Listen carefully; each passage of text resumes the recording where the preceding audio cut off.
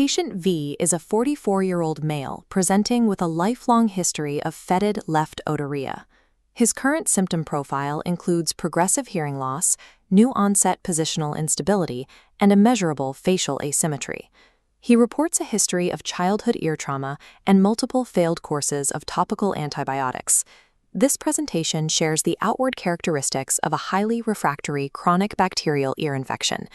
However, the involvement of the cranial nerves and the vestibular system indicates the active destruction of underlying anatomical structures. This clinical progression identifies an acquired middle ear cholesteatoma.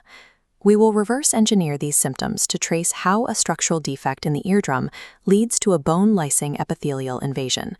Differentiating active epithelial invasion from benign mucosal infection is required to prevent irreversible intracranial complications. The differential diagnosis begins with the physical examination of the tympanic membrane.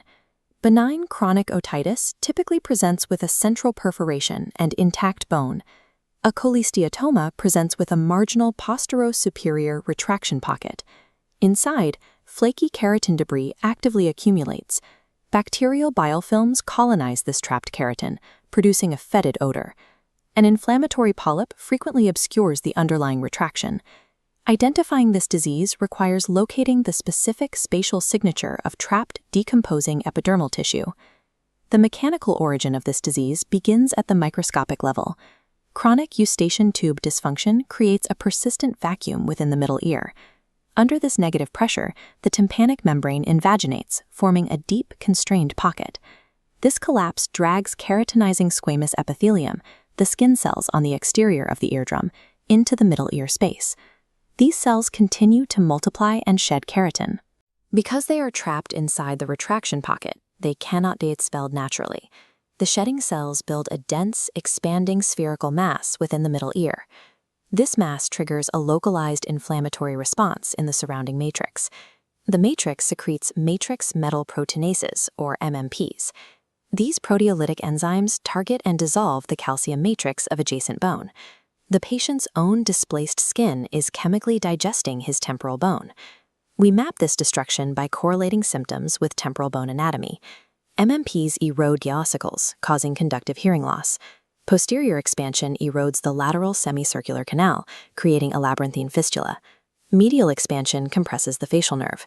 Upward growth breaches the tegmen tympani, exposing the meninges.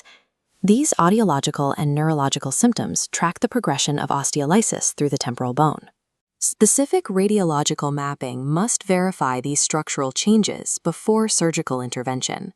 A high-resolution CT confirms bone lysis and missing ossicles, but cannot distinguish cholesteatoma from fluid.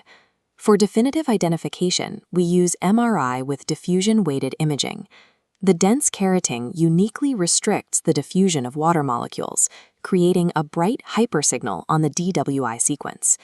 While the CT scan maps the structural damage, the MRI DWI confirms the presence of the keratin mass. Medical therapy only addresses the superficial bacterial biofilm. It cannot halt the enzymatic lysis of bone. Surgical excision is the only curative treatment, as the trapped epithelium will not regress. The canal wall down tympanomastoidectomy removes the posterior canal wall, creating a single open cavity for superior disease control and lower recurrence risk.